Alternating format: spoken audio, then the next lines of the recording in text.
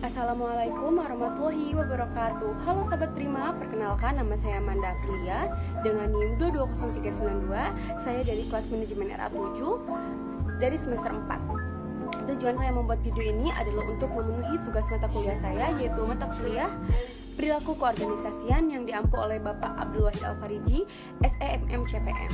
Di sini saya akan membahas seputar komunikasi dalam organisasi. Baiklah, sebelum saya membahas apa sih definisi dari komunikasi organisasi, saya akan membahas apa itu komunikasi dan apa itu organisasi. Jadi, komunikasi itu adalah proses penyampaian atau pertukaran ide, gagasan, atau informasi antara dua individu atau lebih. Sedangkan organisasi adalah sebuah wadah atau sarana yang digunakan oleh sekelompok orang untuk mencapai suatu tujuan. Nah, sedangkan dari komunikasi organisasi ini adalah suatu proses yang vital dalam menjaga kelancaran operasi dan mencapai tujuan organisasi. Ini melibatkan yang seperti tadi saya sudah jelaskan, melibatkan pertukaran informasi, gagasan, dan pandangan antar anggota organisasi, baik secara internal maupun eksternal.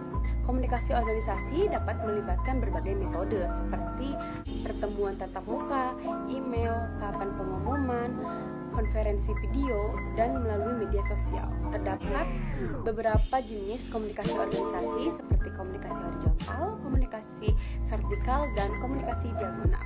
Komunikasi organisasi memiliki manfaat yang penting dalam sebuah organisasi pastinya, seperti meningkatkan keterlibatan anggota, mengurangi komunikasi yang tidak diperlukan, dan mengatasi komunikasi. Bisa kita bayangkan ya, kalau dalam suatu organisasi tidak ada komunikasi yang baik, pasti dalam organisasi itu tidak akan efektif gitu. Pasti akan aja ada masalah-masalah yang timbul dari miskomunikasi.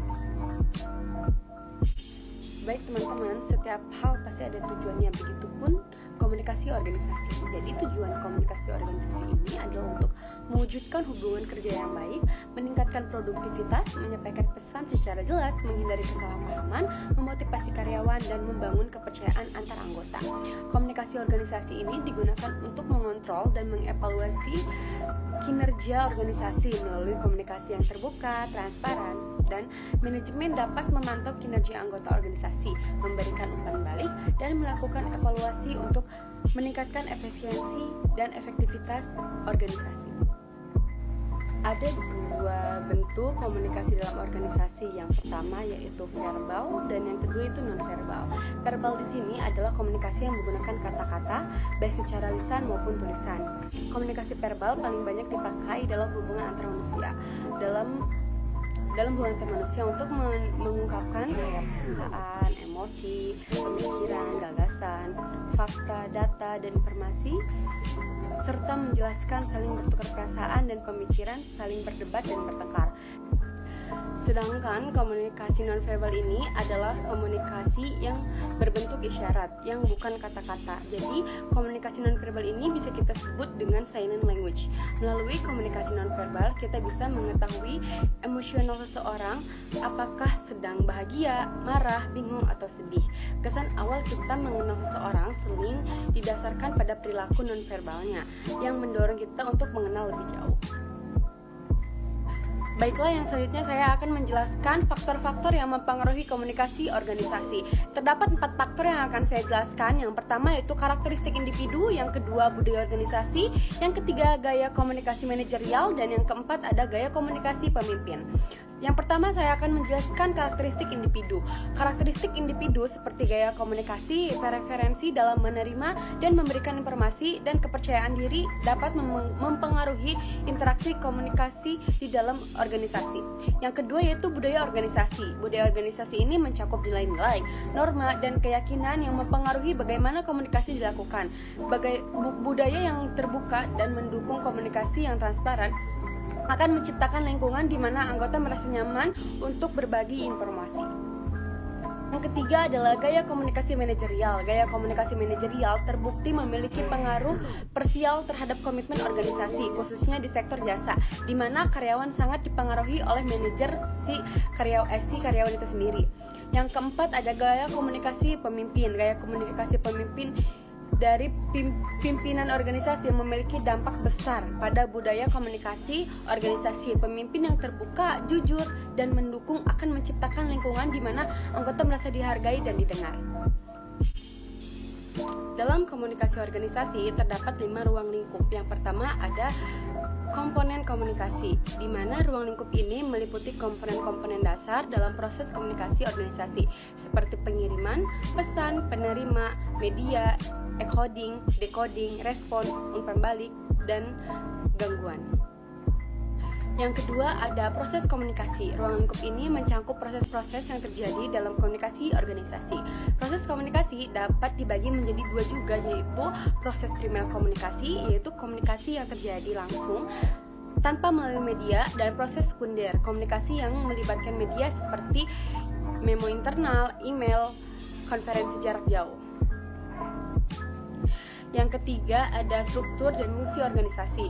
Komunikasi organisasi juga mencangkup pembahasan mengenai struktur dan fungsi organisasi.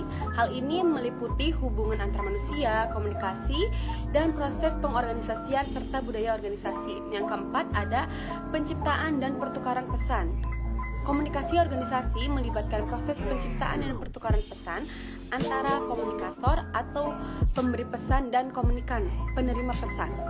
Pesan tersebut dapat berupa informasi, ide, atau gagasan yang bertujuan untuk mencapai komunikasi yang efektif dan efisien. Dan yang terakhir ada hubungan dengan lingkungan luar. Komunikasi organisasi juga melibatkan hubungan dengan lingkungan luar organisasi, seperti hubungan dengan masyarakat luas, pemerintah, dan investor. Baiklah, yang selanjutnya saya akan menjelaskan variabel-variabel komunikasi organisasi. Terdapat 6 variabel.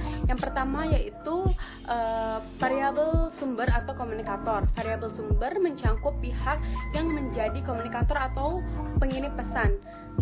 Sumber komunikator merupakan pihak pertama yang mendorong terjadinya komunikasi atau mengambil inisiatif untuk memulai proses komunikasi. Yang kedua ada variabel pesan. Pesan, seperti yang sudah dibahas tadi di variabel sumber, dapat diartikan sebagai sesuatu yang berupa pengetahuan, gagasan, pendapat, informasi, atau instruksi yang disampaikan komunikator kepada orang lain atau dari suatu lembaga kepada lembaga lain. Yang ketiga yaitu ada variabel penerima atau komunikan. Komunikan atau penerima merupakan salah satu komponen komunikasi yang penting untuk kita cermati, karena komunikan akan menentukan bagaimana cara kita berkomunikasi. Yang keempat yaitu ada variabel konteks. Variabel ini mencangkup konteks psikologi dan fisik dalam komunikasi organisasi. Konteks psikologi ini mencangkup faktor-faktor seperti suasana, komunikasi, dan gaya manajemen yang ada dalam organisasi. Konteks fisik mencangkup faktor-faktor seperti lokasi fisik dan lingkungan tempat komunikasi itu berlangsung. Yang kelima ada variabel saluran. Variabel ini mencangkup saluran atau media yang digunakan untuk menyampaikan pesan. Pilihan saluran komunikasi dapat dipengaruhi oleh variabel penerima dan variabel pesan. Yang keenam yaitu ada variabel efek. Variabel ini mencangkup dampak atau hasil komunikasi organisasi. Efek komunikasi bisa berupa perubahan pengetahuan, sikap, perilaku, atau citra positif dari organisasi. Baiklah, materi dari komunikasi dalam organisasi mungkin hanya segitu yang saya bisa paparkan dan jelaskan. Semoga bisa bermanfaat untuk saya dan untuk teman-teman yang sudah menonton. Terima kasih. Assalamualaikum warahmatullahi wabarakatuh.